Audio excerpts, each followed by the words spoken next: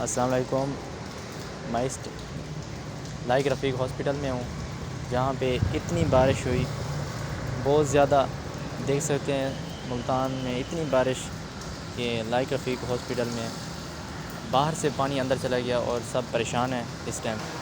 تو 10-12 آدمی لگے ہوئے ہیں پانی نکالنے میں، لیکن پانی نکلنے کا نام ہی نہیں لے رہا. اتنا بارش آئی، دیکھ سکتے ہیں آپ. بہت زیادہ مسلسل 2 گھنٹے سے پانی نکال رہے ہیں. یہ کام کرنے والے 2 گھنٹے سے پانی نکال رہے ہیں، لیکن پانی نکلنے کا نام ہی لیتا. اور اندر مریضوں کو بھی پریشانی کا سامنا کرنا پڑا ہے. آپ دیکھ سکتے ہیں میں اس ٹائم لائق رفیق ہاسپٹل کے اندر ہوں. آپ کو باہر کا بھی نظارہ دکھاتے ہیں، کتنی بارش ہوئی. یہ آپ دیکھ سکتے ہیں. میں اوپر کی طرف جا رہا ہوں، تو حالانکہ اندر پانی آ ہی نہیں سکتا. جتنی بھی بارش ہے اندر پانی اوپر سے نہیں آ سکتا، لیکن باہر اتنا پانی جمع ہو گیا کہ باہر سے اندر آنے لگ گیا. آپ دیکھ رہے ہیں بہت زیادہ پانی ہے. یہ 2 گھنٹے سے پانی نکال رہے ہیں. کم از کم 10 سے 12 آدمی لگے ہوئے ہیں پانی نکالنے میں، لیکن بہت زیادہ پانی ہے، جس کی وجہ سے انہیں پریشانی کا سامنا کرنا پڑا ہے. اب یہ باہر کا منظر آپ دیکھ رہے ہیں، یہ باہر اتنا پانی جمع ہے،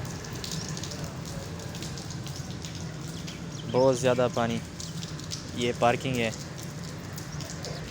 پارکنگ کے اندر اتنا پانی ہے.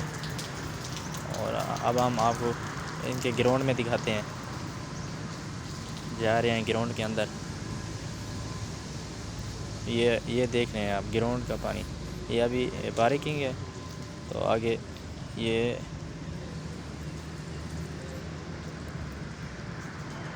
گراؤنڈ کے اندر اتنا پانی جمع ہے.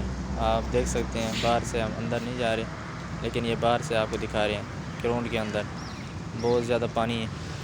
تو اس کے بعد ہم چلتے ہیں مسجد کی طرف. مسجد کے اندر اتنا پانی ہے کہ کم از کم یہ آپ دیکھ سکتے ہیں. مسجد کے اندر ہم آتے ہیں، یہ پانی ہے سارا.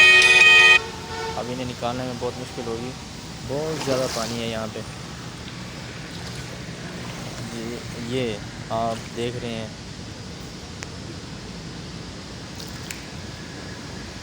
یہ مسجد کا پانی ہے.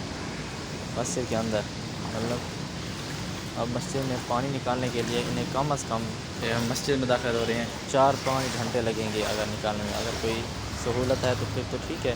اگر یہ ایسے نکالتے ہیں بالٹیوں کے ساتھ، تو پھر انہیں بہت زیادہ کم از کم 3 سے 4 گھنٹے لگیں گے پانی نکالنے میں. یہ آپ دیکھ سکتے ہیں اتنا پانی جمع ہے یہاں پہ مسجد کے اندر.